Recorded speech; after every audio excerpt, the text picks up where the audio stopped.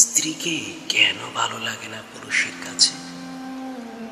সকল পুরুষের ভিডিওটা দেখা উচিত। আমার স্ত্রী দেখতে অসুন্দর নয়, তবুও কেন জানি তাকে এখন আর ভালো লাগে না। আমাদের বিয়ে হয়েছে প্রায় 4 বছর হলো, 2টা ছেলে সন্তানও রয়েছে। অফিস থেকে বেরিয়ে বন্ধুদের সাথে আড্ডা দিতে চলে যাই, ফিরি রাত করে, কারণ বাসায় যেতে ইচ্ছে করে না। অথচ বিয়ের শুরুর দিকে শুধুমাত্র স্ত্রীর টানে অফিস থেকে বেরিয়ে ছুটতাম বাসার দিকে। অফিস না থাকলে সারাদিন বাসায় থাকতাম, ওকে নিয়ে ঘুরতে যেতাম। কি যে ভালো লাগতো স্ত্রীকে তখন। আর এখন ওর দিকে তাকাতে ইচ্ছে করে না, কথা বলতে ইচ্ছে করে না। ও আশপাশে থাকলে বিরক্ত লাগে। বাইরে থাকা অবস্থা ওর ফোন এলে ধরি না, মেসেজ পাঠালে দেখি না। আর বাসায় থাকা অবস্থায় যদি ও কিছু বলে, অনাগ্রহের সাথে হু হা করে চুপ করে থাকি। আর রাতে যদি ও কাছে আসতে চায়, আমি রুড ভাষায় বলি, জ্বালাতন করো না, সারাদিন অফিস করে ক্লান্ত হয়ে আছি, ঘুমাতে দাও। আসলে ক্লান্তি টান্তি কিছুই না, স্ত্রীকে ভালো লাগে না, এটাই মূল কথা। কেন এমন হচ্ছে বুঝতে পারছি না।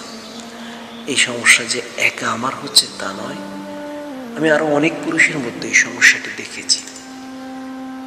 তাদের অনেকের কেউ কেউ স্ত্রীর প্রতি আগ্রহ হারিয়ে পরকীয়া করছে। আমি নিজেও এখনো পরকীয়া করিনি, তবে পরকীয়ার দিকে এগিয়ে যাচ্ছি।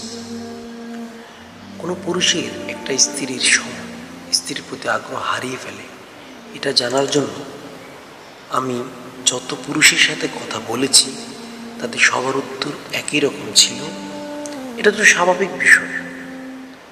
এক জিনিস কতদিন আর ভালো লাগে? তাদের উত্তরটা আমার কাছে সঠিক মনে হয়নি, কারণ এক জিনিস যদি বেশি দিন ভালো না লাগা যদি স্বাভাবিক হতো, তাহলে স্ত্রীর ক্ষেত্রেও সেটাই হতো, কিন্তু তা তো হচ্ছে না। স্ত্রীরা বিয়ের যত বছর পরেই হোক, তারা ঠিক আগ্রহ নিয়েই স্বামীর সাথে কথা বলতে চায়, ঘুরতে যেতে চায়, মিলিত হতে চায়। একটা সময় আমার কাছে মনে হলো, এটা কি পুরুষের কোনো মানসিক সমস্যা? ডাক্তার দেখালেই হয়তো ভালো হয়ে যাব। আমি দ্বিধান্বিত মনে একদিন গোপনে এক মানসিক ডাক্তারের কাছে গেলাম। ডাক্তার আমার সমস্যার কথা শোনার পর বললেন, আপনি কি আল্লাহকে বিশ্বাস করেন? বললাম, জি করি। আল্লাহর একটা নির্দিষ্ট কথা আজ আপনাকে বলবো, যদি আপনি মানতে পারেন তাহলে আপনার এই সমস্যাটি দূর হয়ে যাবে। কোনো ওষুধপত্র লাগবে না, গ্যারান্টি দিচ্ছি। কি সেটা? তখন ডাক্তার সাহেব বললেন, সূরা আন-নূরে আল্লাহ তাআলা বলেছেন, হে নবী, পুরুষদের বলে দাও তারা যেন নিজেদের দৃষ্টিকে সংযত রাখে এবং নিজেদের লজ্জাস্থান সমূহের হেফাজত করে। এটা তাদের জন্য বেশি পবিত্র পদ্ধতি। এরপর ডাক্তার দৃঢ় কণ্ঠে বললেন, আল্লাহর এই নির্দেশ আপনি 1 মাস পালন করুন, তারপর নিজেই পরিবর্তন বুঝতে পারবেন। নিঃসন্দেহে নিয়ে বললাম, এটাতেই কাজ হয়ে যাবে? ডাক্তার হেসে বললেন, অবশ্যই হবে, তবে আমাকে কথা দিতে হবে আল্লাহর এই নির্দেশ আপনি নিখুঁতভাবে পালন করবেন, কোনো ফাঁকি দেবেন না। কথা দিলাম, ফাঁকি দেব না, নিখুঁতভাবে পালন করব। শেষে ডাক্তার বললেন, 1 মাস পর আমার কাছে আসবো কথা দিয়ে ডাক্তারের চেম্বার থেকে বেরোলাম।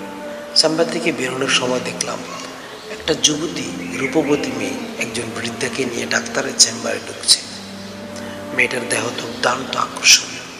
আমি লোলুপ দৃষ্টিতে মেয়েটার পুরো অঙ্গের দিকে তাকাতে গেলে আচমকা আমার মনে পড়ে গেল আল্লাহর সেই নির্দেশের কথা। আমি সঙ্গে সঙ্গে চোখ সরিয়ে নিলাম এবং মাথা নিচু করে হেঁটে চলে গেলাম। এরপর পথে ঘাটে যত মেয়ে দেখি চোখ পড়তো, তবে চোখ সরিয়ে নিতাম, দৃষ্টি নত করে হাঁটতাম। এভাবে 2 দিন যাওয়ার পর অনুভব করলাম নারীর শরীর দেখার জন্য ভিতরে অস্থিরতা তৈরি হয়েছে। কিন্তু তখনও স্ত্রীর টান বোধ করিনি। অস্থিরতা দূর করার জন্য মোবাইল হাতে নিলাম এবং পণ্য দেখার জন্য সিদ্ধান্ত নিলাম। তারপর হস্তমৈথুন করে নিজেকে শীতল করব।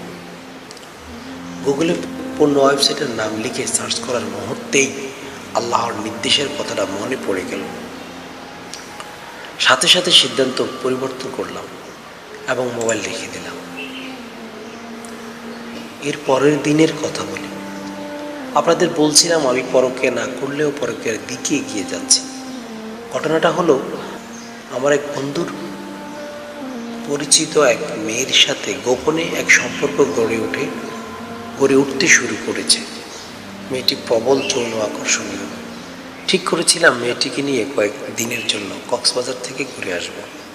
আমি যে বিবাহিত এটা মেয়েটিকে বলিনি। সেই মেয়েটি ওদিন সন্ধ্যায় ফোন দিল। আমি তখন অফিস থেকে বেরিয়েছি।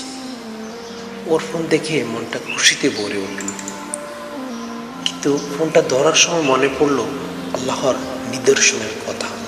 তৎক্ষণাৎ মনকে শক্ত করলাম এবং ফোনটা ধরলাম না। মেয়েটা যতবারই ফোন দিল ধরলাম না। এভাবে দৃষ্টি সংযত রেখে এবং লজ্জাস্থানের হেফাজত করে 15 দিন কাটানোর পর লক্ষ্য করলাম আমার মাথায় স্ত্রীর ভাবনা ছাড়া আর কিছুই কাজ করছে না। সেদিন অফিস থেকে বেরিয়ে বন্ধুদের আড্ডায় না গিয়ে উন্মাদের মতো ছুটলাম বাসার দিকে। বাসা ঢুকিয়ে ব্যাকুল হয়ে ডাকলাম, এশা তুমি কোথায়? স্ত্রী তখন রান্নাঘরে ছিল। আমার চিৎকার শুনে দৌড়ে এলো, কারণ স্ত্রীর নাম ধরে বহুদিন ডাকিনি। ও আশ্চর্য হয়ে বলল, কি হয়েছে তোমার, ডাকছো কেন?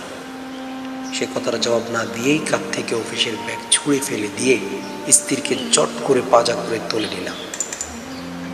বিয়ের শুরুর দিকে যেমনটা করতাম না, সে ততক্ষণে আমার উদ্দেশ্য বুঝে গেছে। সে লজ্জায় লাল হয়ে বলল, ছেলেটা ঘুমাচ্ছে, ও জেগে যাবে, কি করো কি করো? স্ত্রীকে পাজা কোলে করে রুমে যেতে যেতে আচ্ছন্ন সুরে বললাম, ভালোবাসি আশা, প্রচণ্ড ভালোবাসি। পরের দিন ডাক্তারের কাছে গেলাম। ডাক্তার বললেন, এখনো তো 1 মাস পার হয়নি। হেসে বললাম, সমস্যা দূর হয়ে গেছে। আমি এখন বুঝতে পেরেছি কেন পুরুষেরা স্ত্রীর প্রতি আগ্রহ হারিয়ে ফেলে। অতীতের ভুল আর কখনো করব না। ডাক্তার বললেন, স্বাগতম আপনাকে, আপনার সংসারের জন্য আন্তরিক শুভকামনা রইল। ডাক্তারের চেম্বার থেকে বেরিয়ে আকাশের দিকে তাকিয়ে খুশিয়ান গলায় বললাম, ধন্যবাদ আল্লাহ, আপনাকে অনেক অনেক ধন্যবাদ।